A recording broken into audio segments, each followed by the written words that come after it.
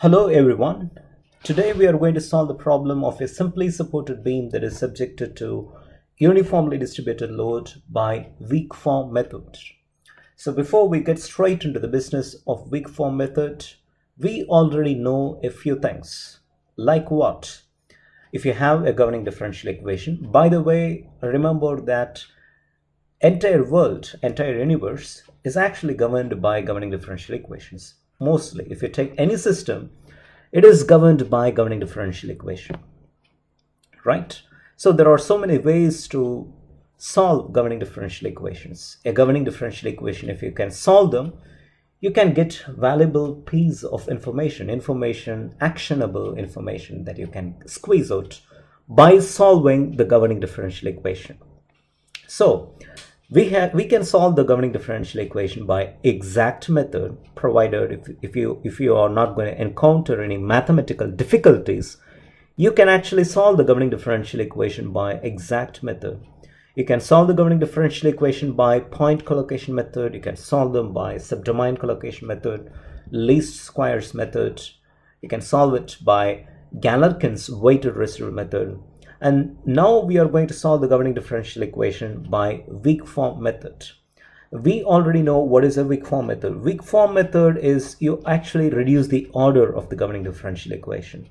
Now, if, for example, if the order of the governing differential equation is 3, you reduce it down to 2. Or if the order of the governing differential equation is 4, you reduce it down to 2 or 3, right? So that is the technique that is pulled in weak form method. Now, why do you want to reduce the order of the governing differential equation? Now, ask that question to yourself. Why do you want to reduce the order of the governing differential equation? You want to reduce the order of the governing differential equation so that the number of terms that you assume in the trial solution gets reduced, right? If it is confusing, maybe I can say that if you are assuming a trial solution, for example, u of x is equal to a0 plus a1x plus a2x squared plus a3x cubed plus a4x raised to the power 4. Now, if you can reduce the order of the governing differential equation, you can cut down the number of terms in the trial solution. If I have to be very technical, I would say that the continuity that is demanded in the trial solution actually reduces if you can reduce the order of the governing differential equation. Again, remember that it is actually the weak form method that gives birth to the concept of finite element analysis.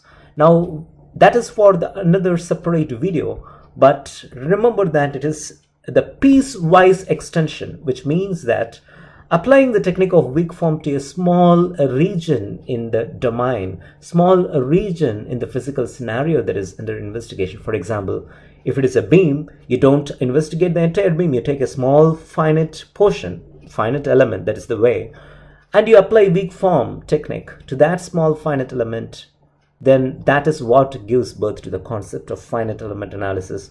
We will see how the concept of finite element analysis emerges in the next video. Okay, now let me draw a simply supported beam. Here we go. I'll choose green. Yes, this is a simply supported beam. Now, why do you want to call it as a beam? Because it is subjected to transverse load. If this structure is subjected to axial load, you have to call it as a bar. But here the structure is subjected to transverse load.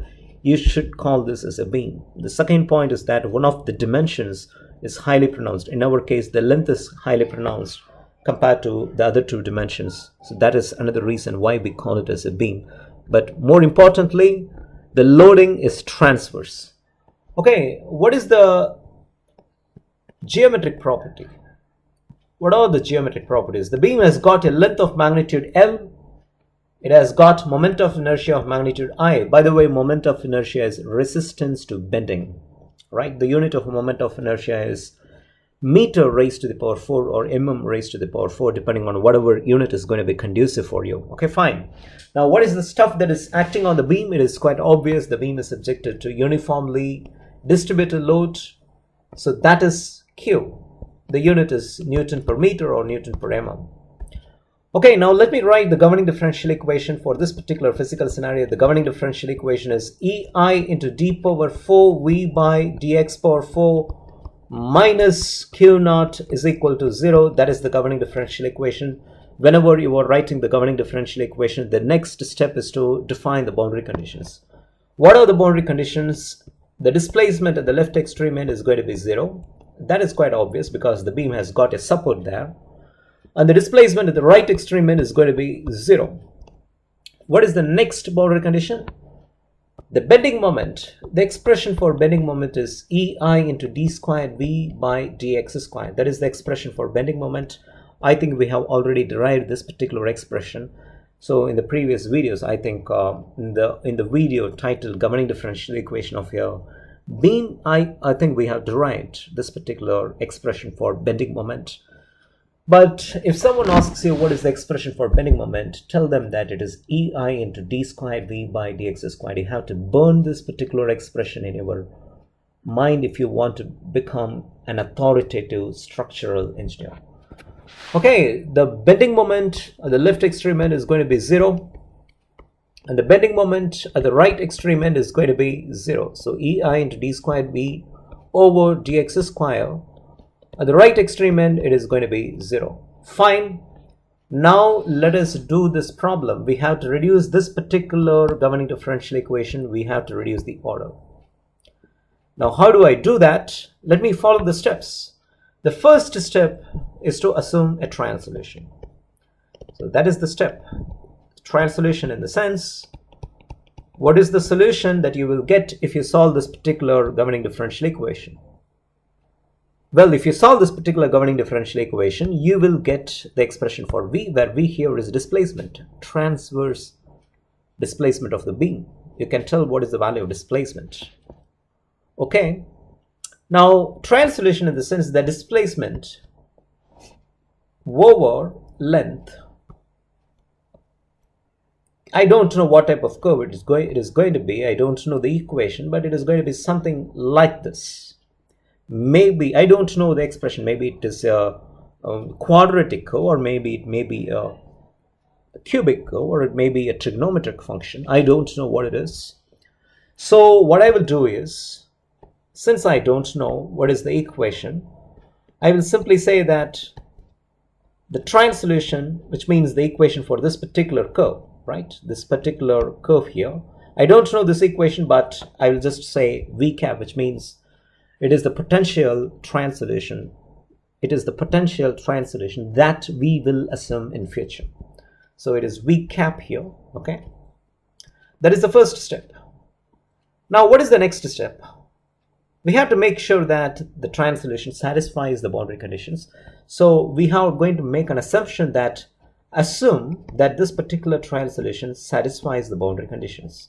So assume that the trial solution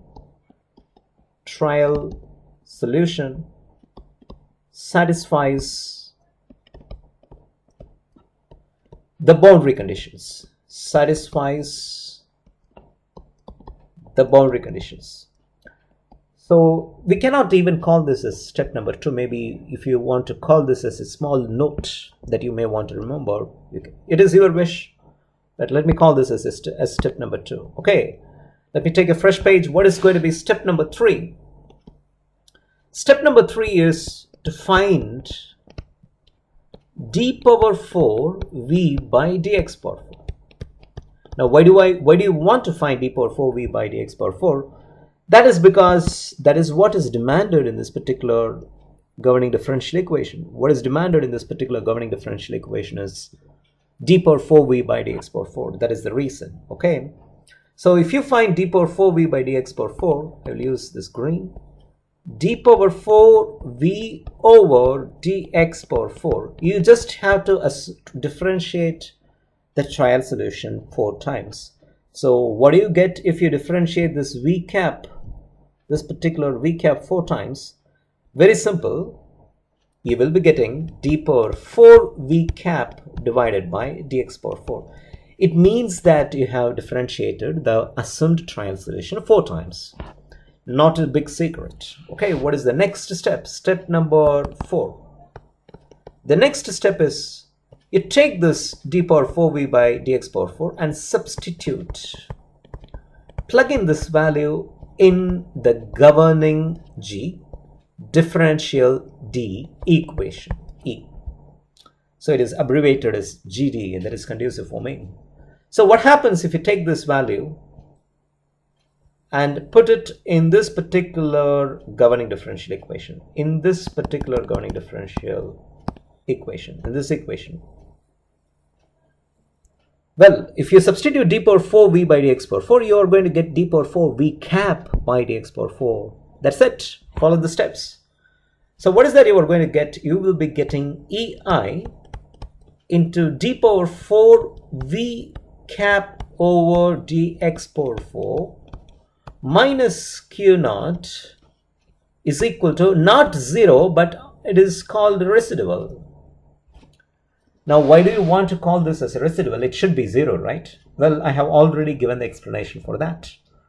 The explanation is available in the previous video, but let me tell you in a very simplified way. If the assumed triumph solution, sometimes if you substitute the value of assumed triumph solution here, the right-hand side may not become 0 all of a sudden. That is because if you equate it to 0, what happens is you will be getting the constant in terms of a variable. Constant is a constant. It should not be a variable. So if you're going to get constant in terms of a variable, which is a mathematical violation, so we call it as residual. The term residual is actually analogous to error. Okay, that is going to be step number 4. Okay, let me take a fresh page. What is step number 5? Okay, step number 5 is apply Galerkin's weighted residual method.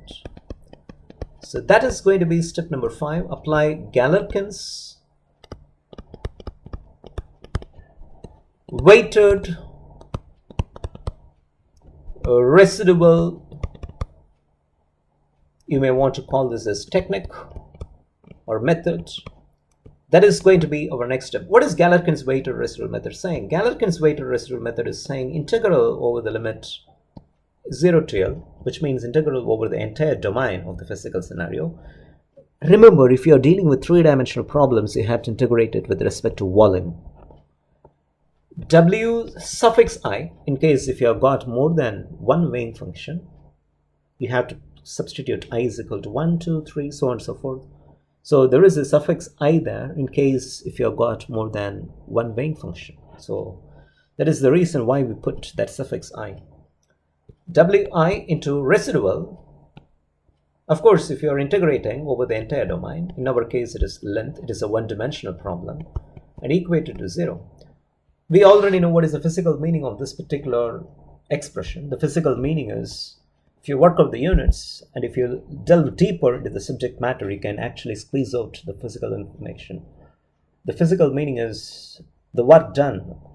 You are actually equating the unnecessary, redundant, superfluous work done to 0. So that is the physical meaning.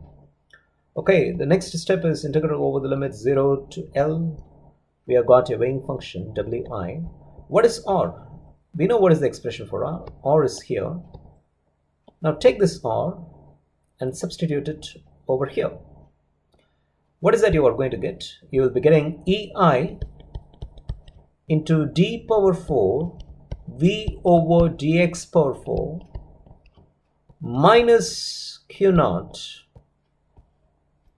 that is R. What comes after R? Dx is there, is equal to 0.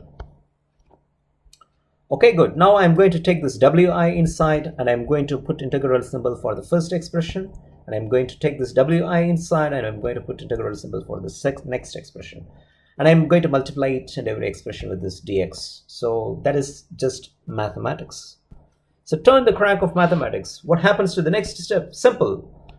Integral over the limit 0 to L Wi into EI into d raised to the power 4 v by dx power 4 into dx minus of integral over the limit 0 to L Wi into q into dx. You can call this as q naught or q. Either way, it is just the same. Is equal to 0. Now what is going to be the next step? Let me take this particular expression and let me throw it on the right hand side. That I will do. What else I will do? I will take one differentiation outside. So let me do that. Integral over the limit 0 to L wi into, take one differentiation outside, d by dx into ei into d cube v by dx cube into dx. You throw this particular expression on the right hand side, you are going to get integral over the limit 0 to L wi. Q is a constant, I can take it outside the integral into dx. That is the expression. Now I have just taken one differentiation outside. If you just turn this difference, if you just multiply this, take this differentiation inside, you are going to end up with the same expression. So I am not violating any mathematics. The equation remains mathematically intact. It is just a cool mathematical manipulation guy. Right. Now what is going to be the next step? Now I'll use this green. This is of the form integral of u. This term is d. And this particular term is v. What is integral of u dv? It is simply uv minus integral of v du. Of course, if you are integrating over the limit 0 to L, then substitute the limit over the limit 0 to L, 0 to L. So that is the formula. It's mere substitution. So in place of u, what is u? U is wi. What is v? Well, this term is v. That term is v. What is d? D is simply d over dx. So let us do it in the next step. It is uv minus integral of v du. Let me take a fresh page. uv, u is wi, v is ei into d cube, v over dx cube, over the limit 0 to L minus integral of v du. What is v? It is ei into d cube, v over dx cube, v into du. What is du? U is wi, so it is dwi over dx into dx. On the right hand side, I have got q into integral of q into integral over the limit 0 to L wi into dx. Okay, that's it. Now the next step is a very cool step. It is a very cool step, an interesting step. That is, this term becomes 0. Now why do you want to say this term becomes 0? Because if you substitute the limit, you will be substituting wi at x is equal to L. The value of wi at x is equal to L becomes 0. Sorry about this terrible handwriting. The value of wi at x is equal to 0. At x is equal to L is equal to 0. Now why do you think the value of wi at x is equal to L is equal to 0? Because wi is nothing but v except for the constant. But we know that from the boundary condition. Have a look at this particular boundary condition. V of 0 is 0. Yes, right. So v is 0 at x is equal to 0. So v becomes 0 at x is equal to 0 as well as at x is equal to L. So w should become 0 at x is equal to 0 as well as at x is equal to L. So this term actually becomes 0 upon the substitution of the limits.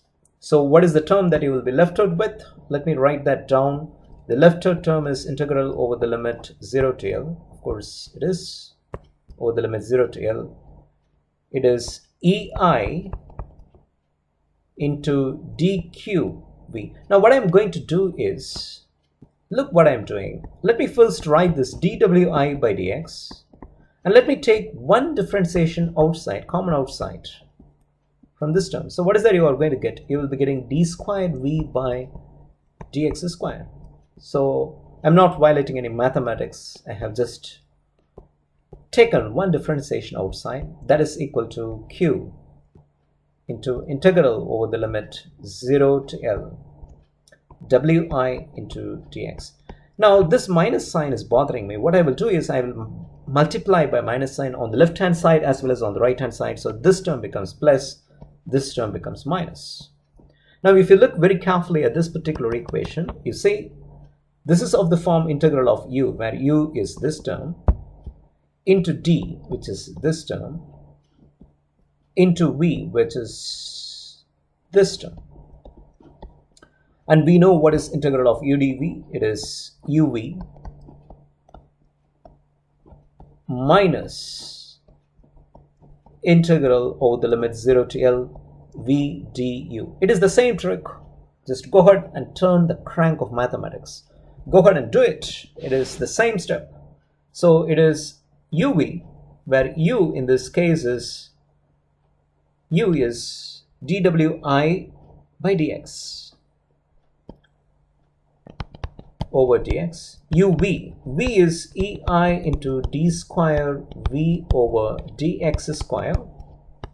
UV minus integral over the limit 0 to L minus integral of over the limit 0 to L v du. V is integral ei into d square v over dx square into du, which is d square wi over dx squared into dx. What is there on the right hand side is, you see, it is minus q into integral over the limit 0 to L wi into dx. It is minus q integral over the limit 0 to L wi into dx. Now, the next step is a very cool step, very interesting step. You see, this term becomes 0. Now, why do you say that term becomes 0? That term becomes 0, guys, because when you substitute the limit, what you will do is dwi by dx at x is equal to L, then ei into d square v over dx square at x is equal to L. That is what you substitute when you substitute the upper limits, minus of the lower limit, which is dwi by dx at x is equal to 0, that is the lower limit, into ei into d square v over dx squared at x is equal to 0. You look at this particular expression. This is the expression for bending moment. And what is the expression for bending moment? Ei into d squared v by dx squared. What is the value at x is equal to 0? They become 0. What is the value at x is equal to L? It is 0. So, the value of bending moment at x is equal to 0 is 0. The value of bending moment at x is equal to L is 0. So, that term vanishes. So, what is the term that you are left out with? You will be left out with this term. So, that is going to be the weak form of the governing differential equation successfully, right? So, minus sign is sitting on the left hand side and on the right hand side. So, they cancel each other out. You will be left out with integral over the limit 0 to L ei into d square v over dx squared into d square wi over dx square into dx minus q into integral over the limit 0 to L wi into dx. Of course, minus sign, they cancel each other out. So both on the left hand side as well as on the right hand side, you get plus sign. Now, one thing, you know what? Wherever I have got v, guys, I should have put v cap. But it is so implicit that I just dropped that v cap. I know that I have to put v cap, but it is so implicit that I just dropped that v cap. Actually, guys, I forgot to put v cap, so it is an excuse.